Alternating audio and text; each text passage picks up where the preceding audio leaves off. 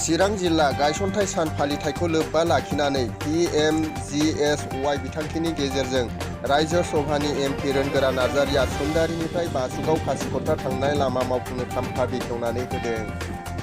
चिरां जिल्लाया जिल्ला हिसाबै सिगाङाव जेबोआनो गैयामोन, नाथाय दिनै लासै लासै जौगाबोबाय आरो काजोलगावआव गोबां मावथांखिफोरनि फसंथानफोर गायसनजाबाय। दिनै 30 अक्ट'बर खोब गोजोनथाव बाथ्रा। चिरां जिल्ला बेंगिरि हिसाबै 2003 मायथाइयाव बड' एकर्ड जादोंमोन। बेनि उनावहाय 2004 मायथाइनि दिनैनि 30 अक्ट'बर 30 अक्ट'बर बे सानावनो चिरां डिस्ट्रिक्टखौ दानाय जादों।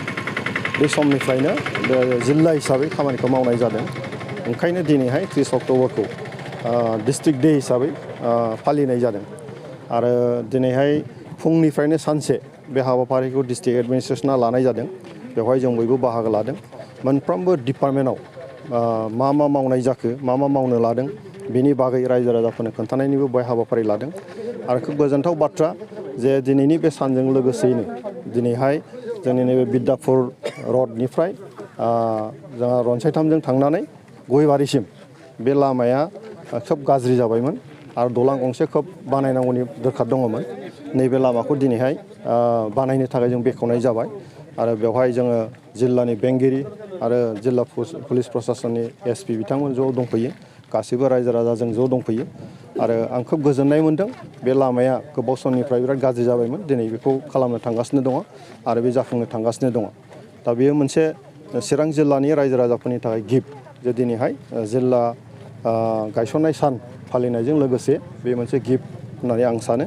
गतिके बे सानाव गासैबो चिरां जिल्लानि आइ आफा रायजो राजाफोरखौ आङो गोजोननाय बावहरो जे बयनिसिमबो आंनि खुलुमनाय सिबिनायखौ बावहरो।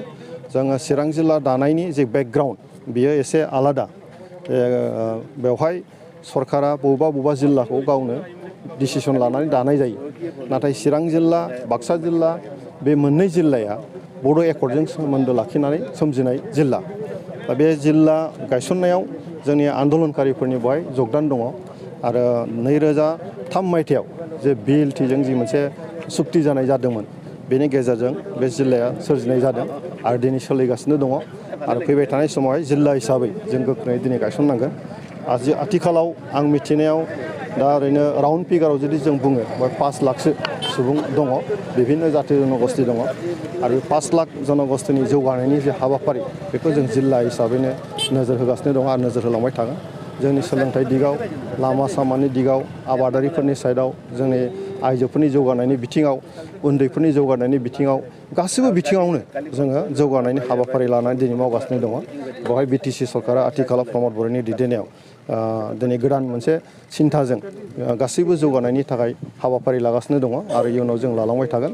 बे बुब्लियाव मोनफा मोनफायै जोङो जौगानायनि हाबाफारिखौ जों मोजाङै मावफुंलांनो हागोन। आथिखालाव बड'लेण्ड ओनसोलावहाय दस्रा राजनैतिक दाबिखौ लानानै बेवहाय आन्दलन गैला।